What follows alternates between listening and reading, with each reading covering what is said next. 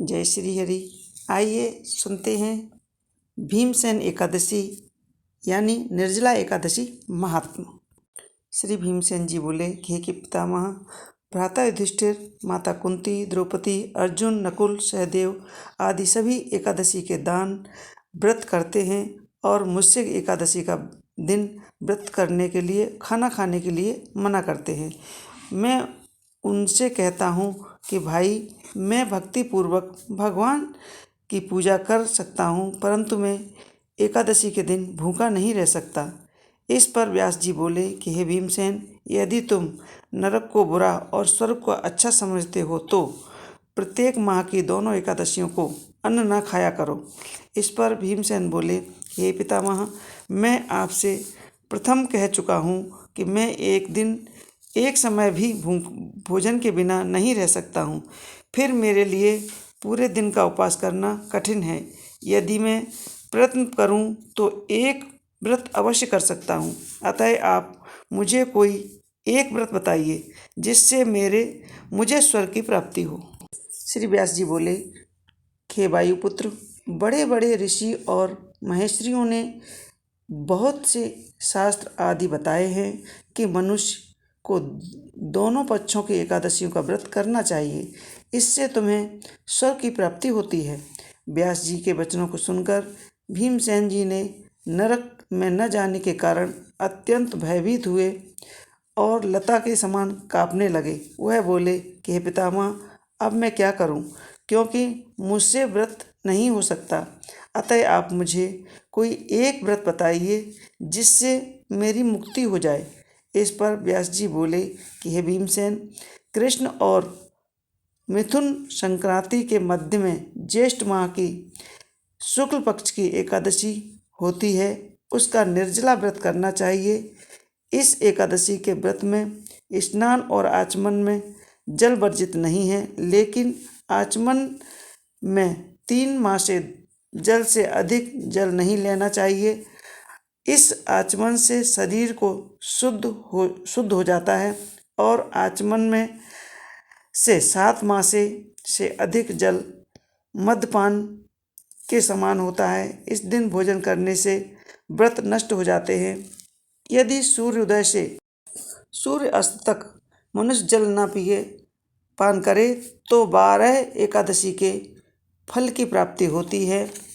एकादशी के दिन सूर्योदय से पहले ही उठना चाहिए और स्नान करके ब्राह्मणों को यथा योग्य दान देना चाहिए। इसके पश्चात भूखे ब्राह्मण को भोजन कराना चाहिए। तत्पश्चात स्वयं भोजन करना चाहिए। इसका फल संपूर्ण एकादशियों के फल के बराबर फल है। हे भीमसेन, स्वयं भगवान ने मुझसे कहा था कि इस एकादशी का पुण्य समस्त तीर्थों और दानों के पुण्य के बराबर है। एक दिन निर्जल रहने से मनुष्य पापों से मुक्त हो जाता है। जो मनुष्य निर्जला एकादशी का व्रत करते हैं उनको मृत्यु के समय भयानक यमदूत नहीं दिखते हैं और उस समय भगवान विष्णु के यमदूत स्वर्ग से आते हैं और उनको पुष्पक विमान पर बिठाकर स्वर्ग ले जाते हैं। अतः संसार में सबसे श्रेष्ठ निर्जला एकादशी का व्रत है। अतः यत्नपूर्वक इस एकादशी का व्रत करना चाहिए। उस दिन ओम नमो भगवते वासुदेवाय मंत्र का उच्चारण करते रहना चाहिए। वेद व्यास जी के ऐसे वचनों को सुनकर के उसने निर्जल व्रत किया। इसी एकादशी के भीमसेनी या पांडव एकादशी भी कहते हैं। निर्जल व्रत करने से पहले भगवान की पूजा करनी चाहिए और उसके नियम विनयपूर्वक करनी चाहिए कि दूसरे दिन भोजन करूँगा, मैं इस व्रत को श्रद्धापूर्वक पूरा करूँ, इससे मेरे सब पाप नष्ट हो जाते हैं। इस दिन एक बड़े वस्त्र से ढककर स्वर्ण सहित दान करना चाहिए। जो मनुष्य इस एकादशी को दोपहर में स्नान, तप, दान आदि करते हैं और उनको करोड़ों स्वर्ण के दान का फल मिलता है। जो मनुष्य इस दिन यज्ञ होम आदि करते हैं उनका फल वर्णन भी नहीं किया जा सकता। इस निर्जला एकादशी के व्रत से मनुष्य विष्णु लोक को जाता है। जो मनुष्य इस दिन अन्न खाते हैं उन्हें चंडाल समझना चाहिए। वे अंत में नरक में जाते हैं।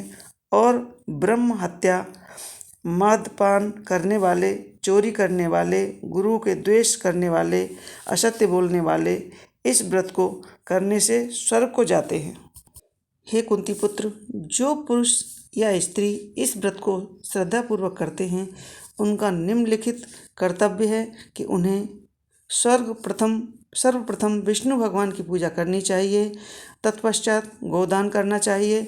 उस दिन ब्राह्मणों को दक्षिणा, मिष्ठान आदि देना चाहिए। निर्जला के दिन अन्न, वस्त्र, छत्र, छाता, उपानह मतलब चप्पल, जूता आदि का दान करना चाहिए।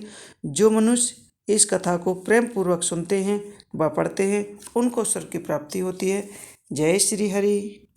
तो मेरे प्यारे भाइयों बहनों, यह थी निर्जला एकादशी की छोटी सी कहानी। आपको हमारी कहानियाँ कैसी लगती हैं हमें कमेंट्स बॉक्स में ज़रूर लिखें। अगर आप हमारे चैनल पर नए हैं तो चैनल को सब्सक्राइब अवश्य कर लें। बेल आइकॉन को दबा करके नोटिफिकेशन ऑन करें ताकि आने वाली कहानियाँ हम आपको इसी तरह सुना सकें। बहुत बहुत धन्यवाद। जय श्री हरि।